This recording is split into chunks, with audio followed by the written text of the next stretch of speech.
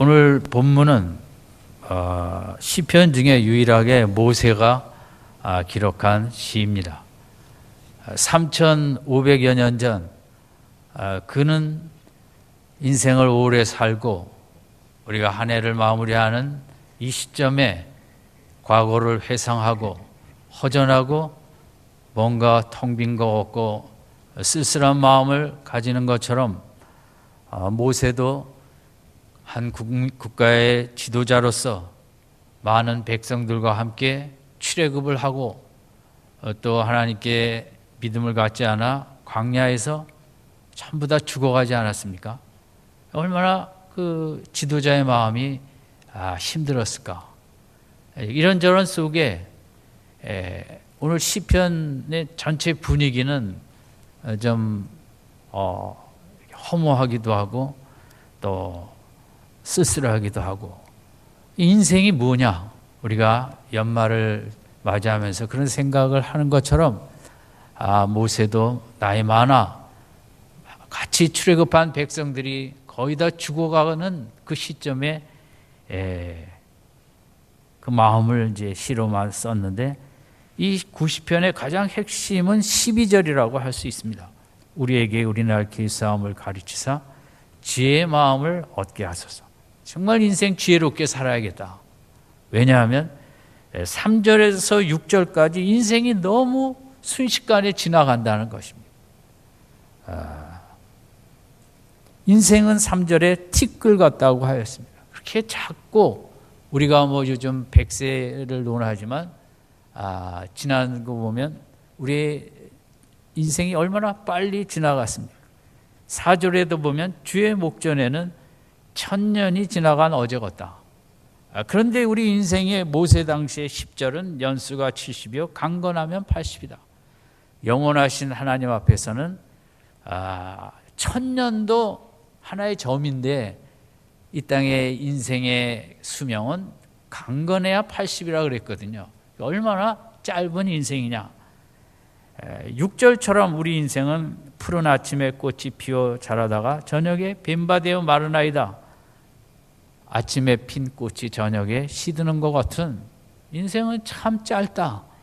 아침에 꽃이 필 때는 오래 갈 것 같지만 저녁에는 마르기도 하는 인생의 너무 순식간에 지나가는, 많은 자기와 함께 했던 사람들이 다 죽어갔을 때 얼마나 더 마음이 그랬겠습니까?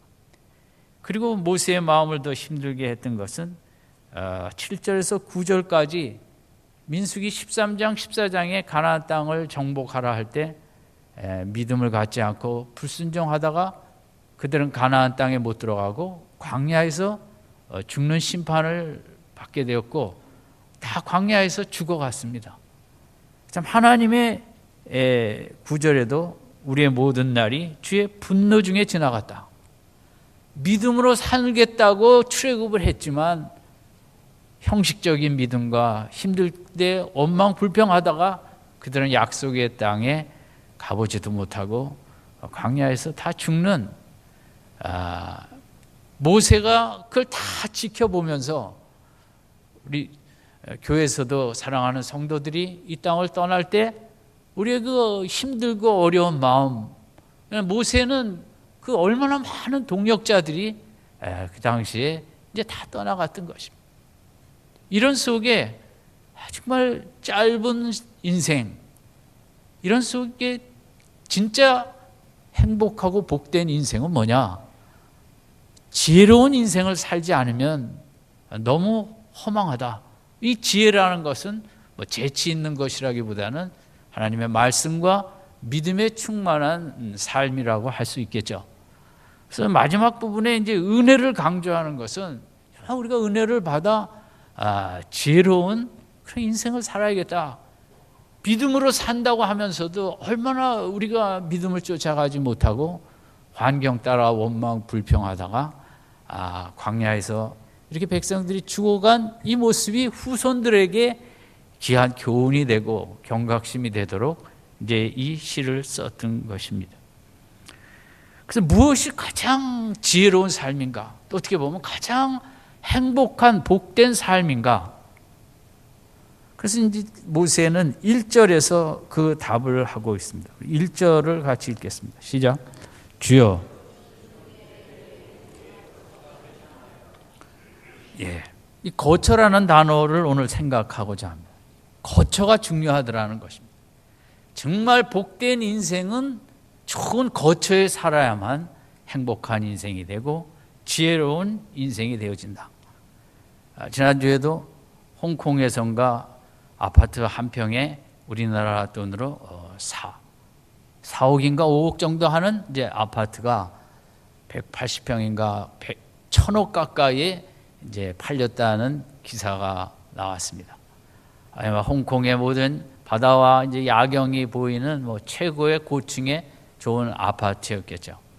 우리 요즘은 이제 거처를 중시하고 거처에 따라 어떤 행복을 측정하는 것처럼 열심히 돈 벌고 사는 이유 중에 좋은 거처로 또 뷰가 좋은 그런 곳이 요즘 비싸고 우리의 이왕 사는 것 그런 데 가서 또 살고 싶은 마음도 우리에게 있고 그래서 또 열심히 살기도 합니다. 그만큼 이제 거처가 중요하죠. 현대인에게.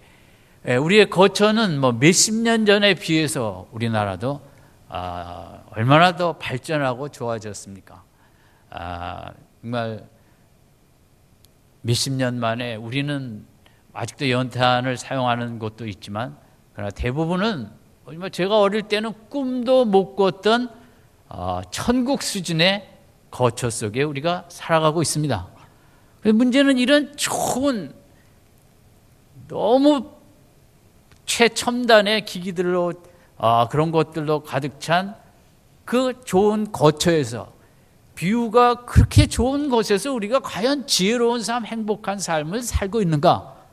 또 그건 또 그렇지도 않은 것입니다. 오히려 옛날 무연탄 떼던 시절에 더 행복했던 것 같고 지금은 차도 좋고 집도 좋고 옷도 좋은 옷을 입지만 우리의 삶은 지혜로워 보이지도 않고 그렇게 행복해 보이지도 않는 것이 현실이기도 합니다. 그럼 모세를 보면 모세에게는 좋은 이 거처라는 건 뭐냐? 모세는 좋은 데 살았는가? 물론 처음 40년은 애굽의 공주의 아들로서 좋은 곳에서 살았겠죠. 세계 최고의 좋은 것들로 가득 찬 방에서 살았겠죠. 환경에서. 그러나 모세가 되돌아볼 때 자기가 히브리인이라는 정체성을 깨달았을 때 얼마나 갈등이 심했겠습니까? 가시방석 같았겠습니까? 환경적으로는 이제 최고의 거처였지만 모세가 생각할 때 그것에는 행복도 없었고 그렇게 좋은 삶도 아니었을 것입니다. 그 다음에 그는 광야로 도망 나가서 40년 동안 처갓집에서 살게 됩니다. 물론 어떤 자유함은 있었겠지만 얼마나 이제 그 앞에 40년을 생각할 때 민족의 지도자로서 해방을 시키고자 했는데 그것을 이루지 못한 이런 것 속에 저런 것 속에 얼마나 외롭게 살아갔을까. 특별히 요즘은 이제 처가살이에 대한 기사를 제가 많이 보고 얼마나 젊은 분들이 힘든가. 직장도 힘든데 저녁에 집에 들어가면 장모 장인 눈치 보느라고 애 봐주는 것 때문에 이야 군대 생활을 또 하는구나 제가 느끼기에는 이제 그렇게 느꼈습니다. 정말 시대를 잘 맞고 태어난다는 게 제가 새삼스럽게 제가 감사하기도 하고 미안하기도 하고 요즘 젊은 세대처럼 너무 힘들고 어려운데 결혼을 해도 또 애 문제 때문에 그렇게 처가로 들어가서 그 힘든 처가살이 제가 우리 교육자들한테 한번 설문을 했습니다. 어디 가는 게 제일 싫으냐? 처갓집 가는 게 제일 싫다. 처갓집에 가면 말도 이렇게 잘 안 나오고 그래서 야, 어떻게 하면 빨리 올까? 그래서 제가 야, 나는 안 간다 안 가. 예.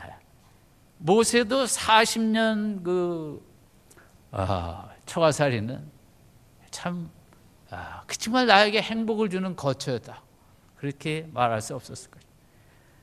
그리고 이제 남은 40년은 이 믿음 없는 약한 백성들과 광야로 나와서 곧 약속의 땅으로 들어가면 되는데 그들의 불신앙으로 벌을 받아서 40년을 이제 그렇게 거하게 되었습니다.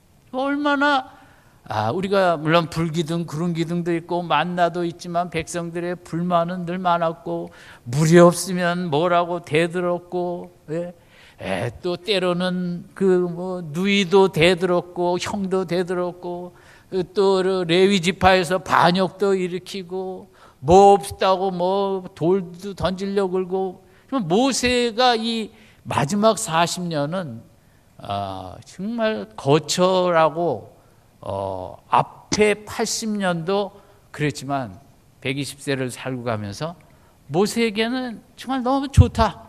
이 거처가 내가 사는 그런 다운 가정 생활을 포근함을 편안함을 이제 느껴볼 수가 없었을 것입니다. 오늘 1절에 이 거처라는 말은 모든 영어 성경에는 그 장소로 나옵니다. indwelling place로. 그런데 메시지라는 영어 성경에만 이제 홈이라고 되어 있습니다. 가정이라고.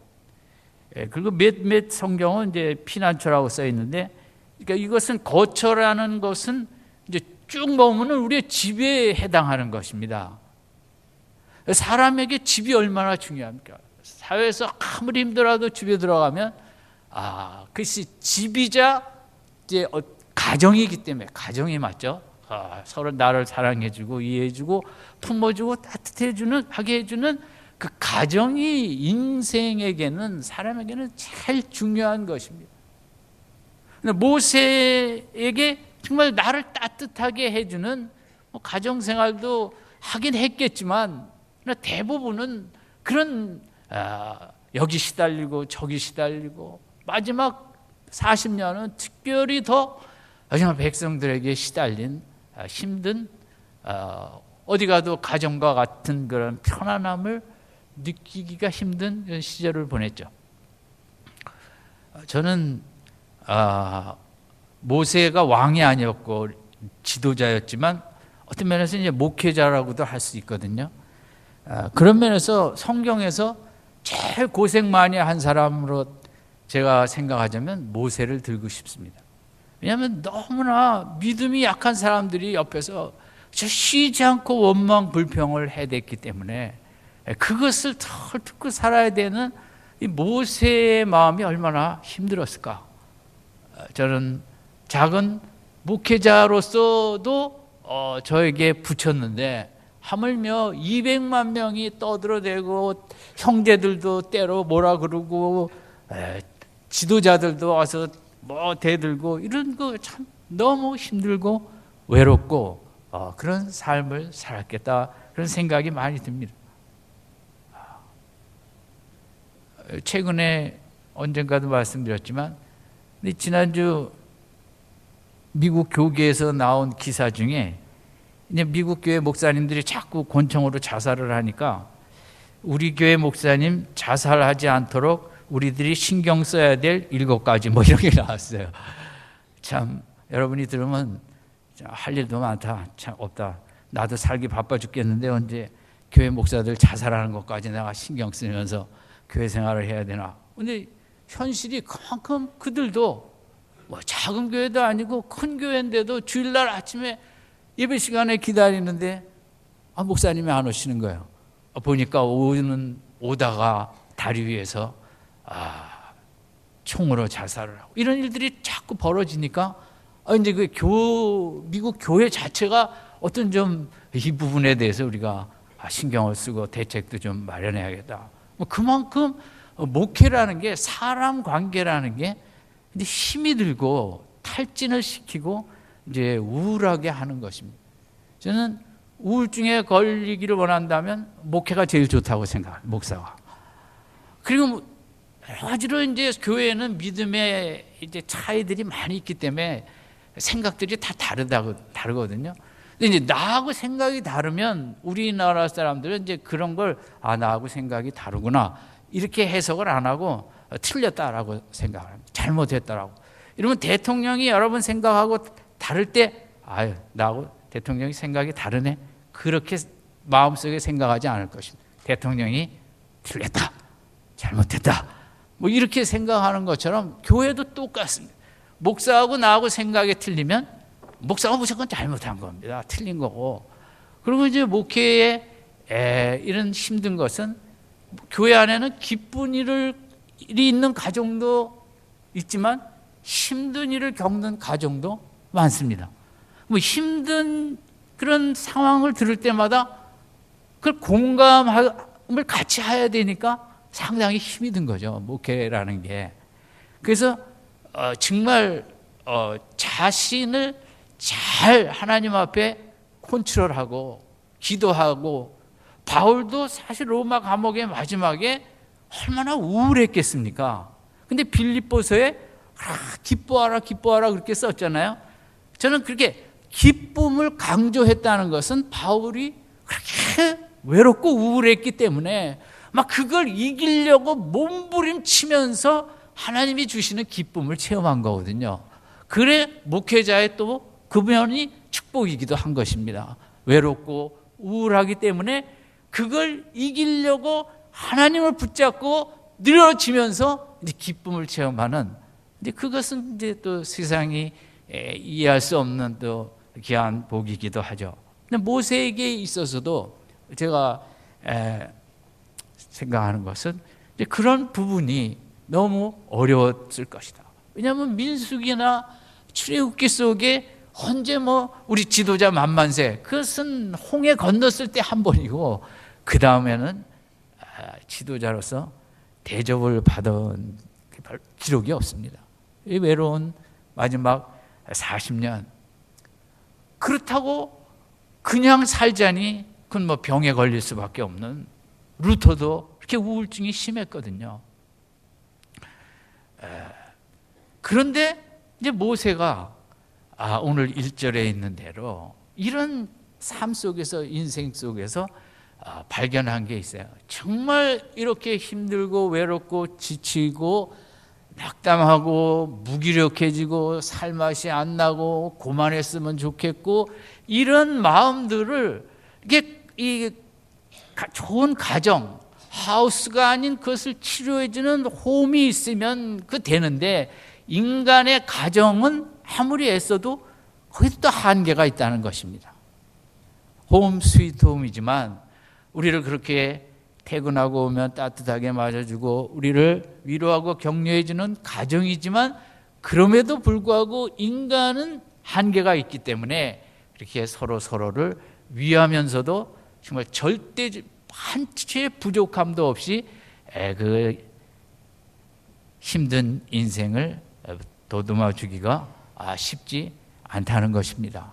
여러분, 부부지간에도 대부분 저는 말을 못하고 산다고 생각합니다. 저는 그래도 할 말을 자연스럽게 잘 하는 편인데도 내 속마음을, 외로움을, 나의 때로 힘들고 지치고, 목사도 뭐 은혜가 안 돼도 할 수 없습니다. 목사도 얼마나 그만 살고 싶을 때가 많은지 모릅니다. 근데 그거 제가 집사람한테 한두 번 얘기하면 그래요, 그렇지만 한 세네 번 얘기하면 시끄러워 이렇게 되는 거거든요. 그걸 다 얘기할 수가 없어요. 저는 또 기질적으로 상당히 이렇게 허무하고 좀 외로운 것에 그런 걸 뭐 좋아한다 할까, 좀 이런 문학 성향이 제가 강하기 때문에 감성이 상당히 파도가 심합니다.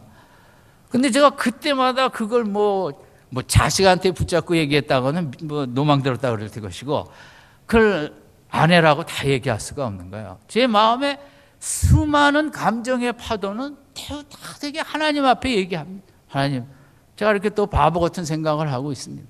하나님, 제가 또 그만 살고 싶습니다. 다 귀찮습니다. 하나님, 이것도 싫고 저것도 싫고 정말 다 떠나고 싶습니다. 삶이 너무 허무합니다. 제가 하루를 살면서 하나님, 인생이 이게 뭡니까? 얼마나 많이 물어보시는지 압니까? 저는 제 인생을 모르겠어요. 이런 각종 이런 사건들과 역사의 혼돈과 이런저런 것 속에 도대체 인생이 뭡니까, 하나님? 그러다 보면 십자가가 인생이니라 이렇게 답이 오는 거죠. 그래서 하나님, 기독교의 복은 내가 다 얘기할 수가 없어요. 아무리 가족이고 부부고 부모님이고 자식이고 그 한계가 있다는 거죠. 그 나머지 우리가 말할 수 있는 것은 아무리 가족이라도 정말 몇 프로가 안 되고, 나머지 그 수많은 부분은 다 하나님 앞에 얘기하게 되는 축복이 기독교입니다. 그래서 저는 너무 하나님, 이 모세가 거처가 되셨다, 대대에 주는, 거처는 바로 주 하나님이시더라. 거처는 하나님의 넓은 품이더라. 인생이 거할 것이 없더라. 정말 나를 위로하고 격려하고 있는 그대로 다 포용하고, 아무리 잘못해도 잘못된 생각을 하고 잘못된 언어를 하고 잘못된 느낌을 가지고 별의별 걸 다 해도 하나님의 품에 하나님을 안기고 찾으면, 그래, 괜찮다. 인생이 힘들어서 그렇구나, 약해서 그렇구나. 저는 그 시편 139편을 이제 아주 좋아하는데, 제가 잠깐만 앞부분을 읽을게요. 139편 2절에 보면, 주께서 나의 안고 일어섬을 아시며 멀리서도 나의 생각을 통촉하시며 나의 길과 눕는 것을 감찰하시며 나의 모든 행위를 익히 아시며 여호와여, 내 혀의 말을 알지 못하시는 것이 하나도 없으시나이다. 이게 뭐냐면, 하나님은 내가 말하기 전에 내가 왜 이런 말을 하는지 그 동기를 알고 계시다는 거예요. 우리 가정에서도 얼마나 가족끼리 말 실수를 합니까? 말 한마디 좀 심하게 하면 삐칩니다. 그래서 미안하죠. 근데 하나님은 내가 그렇게 말을, 아름다운 말을 안 했을지라도, 하나님은 내가 왜 그런 말을 해야만 했는지 그 동기를, 내 마음의 속을 이해하신다는 거거든요. 저는 이 시편 139편을 제일 좋아합니다. 왜냐하면 사람은, 세상은 다 결과와 외적인 말 그 자체로 평가하지, 마음이 저래서 저런 말을 했구나, 속을 헤아려 주는 것은 가족도 그것은 한계가 있기 때문인 것입니다. 모세가 오죽하면 하나님이 나의 거처, 나의 홈이 된다는 거거든요. 그 홈의 가정이라는 건 뭐예요? 가정이라는 것은 정말 내 부족한 결점을 다 있는 그대로 받아주는 것이 가족이에요. 그래서 우리 아이들도, 남편도 세상에서 힘든 하루를 지나고 와서 그 엄마한테 막 툴툴대잖아요. 엄마가 뭐 잘못한 것도 없는데 신경질 내고. 그것은 이제 가정이 그만큼 편하고, 내가 눌렀던 감정을 그래도 엄마 앞에서 그걸 땡깡도 놓고 표출을 하는 거죠. 그 가정이 없으면 그걸 어디서 하겠어요? 정말 너무 가정은 귀한 거죠. 모세가 정말 수많은 지도자로서, 도망갈 수도 없었어요. 광야에서는. 요즘 목사는 뭐 휴가라도 가지만, 그걸 40년을 붙어 정말 맨날 똑같은 원망, 똑같은 불평. 결국 모세가 그 성질을 부리다가 그 백성들이 하도 힘들게 하니까 가나안 땅에 못 들어갔잖아요. 사실 저는 그것도 은혜가 됩니다. 목사도 이러면 여러분들 앞에서는 성질을 안 부리지만 집에서는 성질을 부리거든요. 저희 집도 가끔 옆에 와보면 아마 소리가 들릴 거예요. 큰 소리가. 그거 좀 성질을 내야지. 전 천사가 아니거든요. 우리 집사람이 좀 대신 다 받아줘야지 하면서, 우리가 이런 연약한 존재인데, 모세도 얼마나, 오죽하면 그냥 하나님 말씀에 말로 하려는 걸 지팡이를 내리치면서 그렇게 성질을 부렸겠어요. 그러니까 너무너무 힘들었던 거죠. 너무너무 속색이고, 그러니까 백성이고 뭐고 그냥 다 보기 싫었던 거죠. 그런 힘든 40년에 모세가 믿음의 비밀을 배운 겁니다. 뭡니까? 하나님이 거처가 되신다. 힘들 때마다, 속상할 때마다, 정말 듣기 힘든 소리 들을 때마다 하나님 앞에 나아가 나의 거처가 되신, 나의 홈, 나의 모든 것을 받아주시는 그 하나님. 괜찮아, 힘들지. 여러분, 하루를 살면서 하나님으로부터 그런 음성을 우리가 많이 들어야 되거든요. 근데 듣기 위해서는 그만큼 힘들 때 힘들다고, 하나님, 또 저 팀장이 헛소리 하고 있습니다. 하나님, 보기 싫어 죽겠습니다. 얘기를 해야 돼요. 하나님 앞에. 그때마다. 속상해서 이놈이 회사 못 다니겠다고. 그래, 조금만 더 참아라. 그 음성을 들어야 되거든요. 그거 못 듣고, 그러니까 이 나의 거처가 되신 하나님은 어디서든 거처가 되시는 거야. 나의 홈이 직장에서든 어디든 나를, 이 가정은 뭐예요? 정말 나를 무조건 용납해 주시고 해주고 나를 있는 그대로. 이러면 우리 자녀들이 다 결점이 있지만 내 자녀이기 때문에 다 수용하고, 다 그저 나 닮아서 그렇다고 내 잘못이라고 감당하고 다 품어주고 그러는 것이 가정이 아닙니까? 우리 인간이 생명을 가진 다음에 이제 가장 정말 인간답게 대접받고 편하게 사는 것이 어머니 뱃속이라는 거예요. 어머니 뱃속에서는 잔소리가 없고, 이 어머니가 우리 아기 잘 자라라고 음악도 좋은 음악 듣고, 음식도 가려서 좋은 거 먹고, 말도 이쁜 말 하고, 뱃속의 아이에게 조금이라도 해가 안 되고 도움이 되게 하려고 정말 아이를 극진하게, 뭐 뱃속의 아이에게 숙제 다 했냐 이런 건 안 물어보잖아요. 청소했냐? 이 아이에게 이제 숨 쉬는 동안, 자는 동안 아가야 너 사랑한다, 건강하게, 나는 네가 너무 좋다, 너 기쁘다, 그저 이렇게 하잖아요. 근데 우리가 그걸 뱃속에서 체험했기 때문에 이 땅에서 살아갈 동안 이제 힘든 인생이 그걸 본능적으로 무의식 속에 남아있기 때문에 외롭고 힘들 때 그 어머니 뱃속과 같은 그런 곳에 가고 싶어 하는 거죠. 우리가 어떻게 이해가 되십니까? 안 돼요? 저 한국말로 설교를 하고 있는데 이해가 안 돼요? 우리 인간의 본능의 무의식 속에 우리가 힘들고 지칠 때 나를 그렇게 귀히 여기던 어머니 뱃속과 같은 곳에 가서 나를 그렇게 따뜻하게 귀하게 여겨주던 그런 곳에 가서 안식을 취하고 싶은 것이 우리 무의식 속에 있다는 거죠. 그런데 세상은 우리 가족들도 한계가 있는 거죠. 그렇게까지 그 어머니의 뱃속같이 우리를 정말 귀히 여기고 어떤 것도 요구하지 않고 그저 하나님 앞에 돌아가기만 하면 당자에게 어떤 잘못도 추궁하지 않고 안아주시는 것처럼 우리 하나님은 우리의 홈이 되어주시고 90편 1절에 거처가 되어주셔서 모세가 외롭고 지칠 때마다 그저 모세에게 힘주시고 영적인 에너지를 공급해 주시고 감성 에너지를 공급해 주셔서 그래 또 일어나 내가 힘을 줄게, 다윗 골리앗을 향해 나가는 다윗처럼 내가 능력을 줄게, 일어서 괜찮아 속상해하지 마 했던 것처럼 오늘 우리도 지치고 힘든 인생길 이 한 해도 우리가 힘들 때마다 거처 되신 하나님께 갈 때마다 하나님 우리에게 안아주시고 세임 주시고 안식 주시고 능력 주셨고, 모세가 그걸 체험했고 우리도 90편 1절 주여 주는 대대에 우리의 거처가 되셨나이다.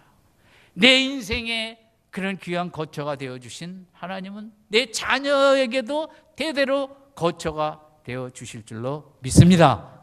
아멘.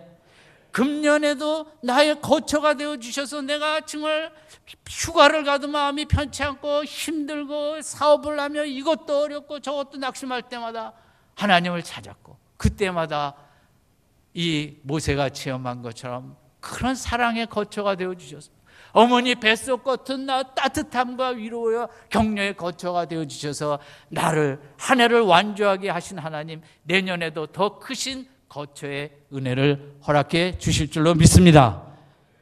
우리에게는 그런 어머니 뱃속과 같은 안식이 필요하고, 또 어머니가 좋은 음식을 먹고 아이에게 영양분을 주는 것처럼 그런 영양 에너지, 육체적인 에너지, 또 우리에게는 영적인 에너지, 이게 노래방에서 주는 것은 감성의 에너지를 조금 우리에게 줄 것입니다. 술도 조금은 감성적인 에너지를 공급해 줄 것입니다만은 우리 거처 되신 하나님은 다윗을 골리앗과 이길 수 있는 성경의 모든 믿음의 인물들이 그렇게 불가능한 걸 싸워 이길 수 있는 영적인 능력의 에너지도 주시고, 우리로 힘든 지친 나날 속에 다시 기쁨으로 일어설 수 있는 그런 기쁨의 에너지도 주시는 이 거처 되신 하나님, 금년 한 해 이 은혜를 우리가 많이 누리게 하심을 감사하고, 이 시간 한번 그 은혜 주신 거처 되어 주신 하나님께 깊은 감사의 박수를 드리겠습니다.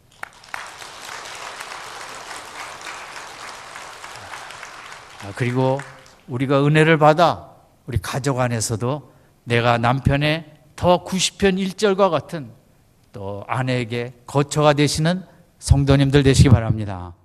이 시대는 거처가 없어요. 다 감성 에너지들이 바닥이 나고 다 메말라 갖고 이렇게 남의 마음을 공감해 주는 그런 것을 찾아갈 데가 없어요.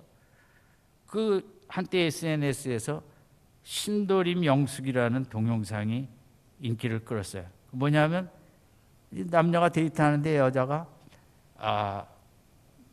오빠를 만나서 이랬어요. 오빠, 오다가 신도림역에서 영숙이 만났다. 남자가, 그래서 차 마셨니? 아니. 그래서 남자가, 그럼 밥 먹었어? 아니. 그럼 만나기로 했어? 아니. 그럼 왜 그 얘기를 나한테 하는 거야? 무슨 말인지 잘 이해가 안 되죠.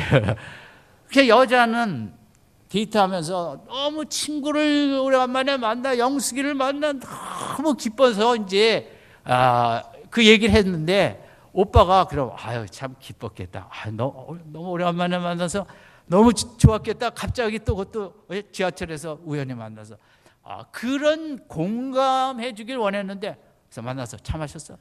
밥 먹었어? 아니야? 근데 그 얘기를 나한테 왜 하는데?